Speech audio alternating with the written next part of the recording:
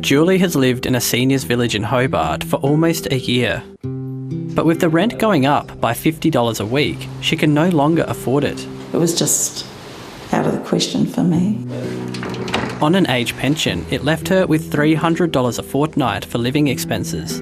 So she's moving into social housing, but fears others in the complex don't have that option. A lot of people are on expensive medications as well, and that's got to be found out of what's left of your pension. Neighbour Sandra is now looking for a private rental, but the market's tight. It will cost $480 a week to stay at Eureka Village, which she feels is unfair.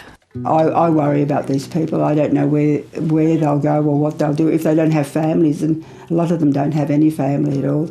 When informing residents of the rent rise, Eureka Villages highlights its fresh and nutritious home-style meals prepared by a village chef, among other services. But Bronwyn says the food is very basic and isn't improving in line with the rent. To me, if I'm going to pay that amount of money, I've got to have really good food, and it's not.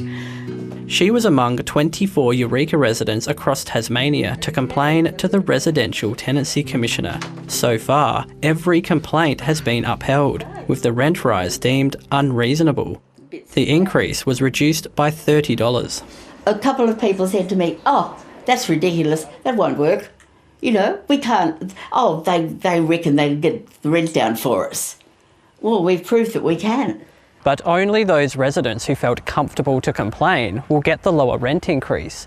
Even though the Commissioner found it was unreasonable, Eureka will continue with the $50 a week increase for almost everyone else.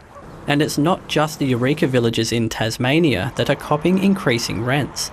It's happening at sites on the mainland as well, like in Broken Hill.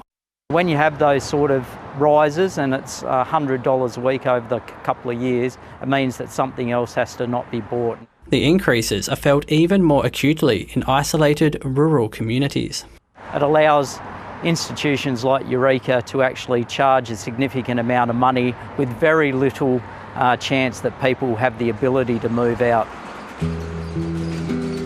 In a statement, Eureka says it believes its villages represent exceptional value for its residents, and it had seen substantial increases in operating expenses.